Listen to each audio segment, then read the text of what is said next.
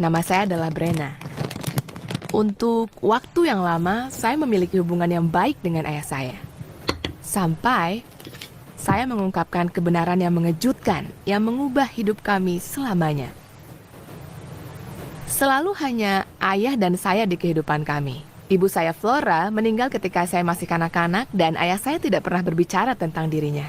Untuk sebagian besar hidup saya itu bukanlah sebuah masalah besar. Ayah saya sama seperti seorang ayah lainnya dan meskipun saya sedih tidak mempunyai sosok ibu ketika tumbuh besar, saya masih merasa hidup seperti orang lain. Tetapi ketika saya di sekolah menengah, segalanya mulai berubah. Anehnya, semua hal ini dimulai dengan kaos tank top. Saya lari ke pintu rumah ke sekolah suatu pagi dan ayah saya meraih tangan saya. Dia membentak, "Kemana kamu akan pergi berpakaian seperti itu?" Saya sangat bingung. Selama beberapa tahun, kaos tank top itu telah menjadi baju favorit saya. Selain itu, saat itu suhu 90 derajat di luar. Tidak seperti semua tubuh saya ditampilkan. Saya berkata kepadanya, tidak ada yang tidak pantas tentang baju saya, dan dia mulai mengomeli saya. Dia bertanya bagaimana saya bisa hidup dengan sangat memalukan, tidak menghormati tubuh saya sendiri, dan mengecewakannya seperti ini. Berpakaian seperti seorang gadis yang gampangan. Saya merasa kotor. Saya naik ke kamar untuk mengenakan kaos panjang. Untuk pertama kalinya di dalam hidup, saya merasa kotor melihat tubuh saya. Haruskah saya malu akan tubuh saya? Apakah saya terlihat seperti seorang gadis yang gampangan? Mengapa ayah saya mengatakan hal-hal buruk seperti itu? Ketika saya pulang ke rumah dari sekolah pada hari berikutnya, saya benar-benar terkejut. Seluruh isi dari lemari saya telah diambil. Tank top, rok, kemeja berpotongan rendah, dan gaun saya semuanya menghilang. Ayah saya telah membuang setengah dari isi lemari saya. Ketika saya mengkonfrontasinya tentang itu, dia mengatakan kepada saya tidak boleh merindukan pakaian itu. Jadi, saya mulai memakai hanya kaos yang ditinggalkannya di sana. Saya tidak bisa menahan perasaan kesal. Seolah-olah salah jika saya ingin menjadi diri sendiri dan berpakaian seperti teman sebaya. Tapi, hal itu barulah sebuah permulaan dari ayahku yang bertingkah aneh. Setiap kali saya mencoba berbicara tentang teman-teman saya, ayah saya akan mengakhiri pembicaraan. Dia akan meminta banyak informasi detail tentang mereka. Siapa mereka, apakah mereka bertindak aneh, mengapa saya bergaul dengan mereka, siapa orang tua mereka. Itu seperti sebuah interogasi resmi setiap kali saya membuka mulut. Saya berhenti berbicara tentang teman, tentang sekolah, tentang apapun. Itu mulai tampak sepertinya dia cemburu pada siapapun yang ada di dalam hidupku. Suatu Halloween, saya meminta untuk pergi dengan teman-teman saya seperti yang saya lakukan di setiap tahun. Itu tidak berjalan baik. Ayah saya mulai berteriak kepada saya. Dia bertanya mengapa saya tidak ingin menghabiskan waktu perayaan Halloween bersamanya. Apakah saya terlalu baik untuknya sekarang? Apakah yang saya lakukan di luar sana adalah sesuatu yang lebih penting daripada menghabiskan waktu bersamanya? Saya tidak tahu bagaimana seharusnya saya menjawab semua pertanyaan itu. Maksudku, dia adalah ayah saya. Saya mencintainya, tetapi saya masih seorang remaja. Saya ingin pergi keluar bersama dengan teman-teman dan tidak ada yang salah dengan itu. Jadi, saya memberanikan diri menjawab pertanyaannya. Saya mengatakan kepadanya bahwa dia tidak memiliki saya sepenuhnya dan saya boleh bersenang-senang tanpa perlu merasa bersalah. Dia meraih lengan saya dan kemudian melemparkan saya ke dalam kamar saya. Saya tidak percaya. Dengan bunyi klik, pintu kamar saya dikunci dan saya terduduk dalam kegelapan. Bagaimana mungkin ayah saya begitu sangat terobsesi dengan saya? Bagaimana dia berharap saya untuk hidup seperti ini?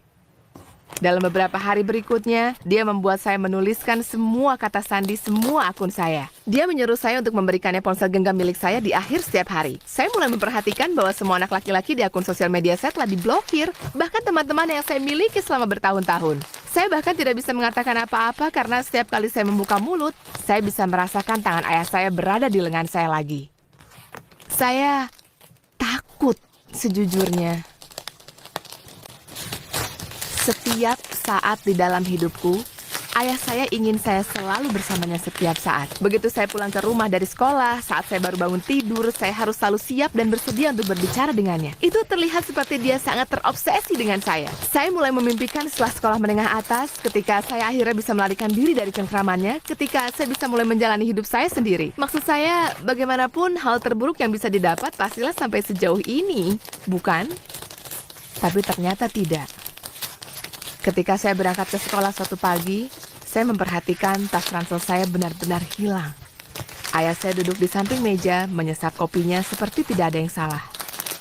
Dia menggeser sebuah buku ke seberang meja untuk saya. Itu adalah panduan sekolah di rumah. Seketika saya merasakan hati saya yang menjadi hancur berkeping-keping. Saya menolak dan bilang tidak, tapi dia langsung melancarkan aksi menangis. Dia menyerbu sekeliling ruangan dan melemparkan barang-barang layaknya seperti seorang anak kecil. Tapi sejujurnya, saya merasa ketakutan. Bagaimana jika dia melakukan sesuatu kepada saya? Bagaimana jika dia menyakiti saya? Atau bahkan lebih buruk, sepertinya dia mulai kehilangan itu. Jadi, saya tidak melakukan perlawanan. Selama berhari-hari, saya duduk bersamanya di meja dan membiarkannya mengajari saya. Pelajaran yang diajarkannya gila. Dia tidak akan berbicara tentang tokoh laki-laki siapapun dalam sejarah, dalam sastra, dalam sains. Jadi itu seperti mendapatkan materi pelajaran di mana 90% informasi disensor. Suatu malam, saya tidak bisa tidur. Saya melihat ke cermin dan tidak mengenali diri saya. Saya tidak merasa seperti manusia pada umumnya. Seperti dia telah mengambil alih identitas saya dari diri saya sendiri. Saya duduk dan berbicara kepada ibu saya yang telah tiada. Saya berkata, jika dia memperhatikan saya selama ini, saya membutuhkan bantuannya sekarang. Saya takut tidak bisa melakukan hal ini lagi. Dan saya sangat berharap dia ada di sini. Air mata mulai mengalir di pipi saya. Ketika saya mendongak, ayah sedang berdiri di sana. Saya merasa malu untuk sesaat dan kemudian merasa takut selanjutnya. Dalam sekejap, dia melemparkan sebuah buku ke arah kepala saya. Saya berlari ke lemari dan menguncinya dari dalam. Dia menggedor pintu lemari, berteriak kepada saya untuk jangan pernah berbicara lagi tentang wanita mengerikan yang telah meninggalkan kita. Ibuku, orang yang mengerikan. Dia meninggal karena penyakit kanker, bukan? Apakah dia benar-benar menyalahkannya karena meninggalkan kami karena dia meninggal? Atau adakah sesuatu yang tidak saya ketahui? Malam itu, saya menyelinap di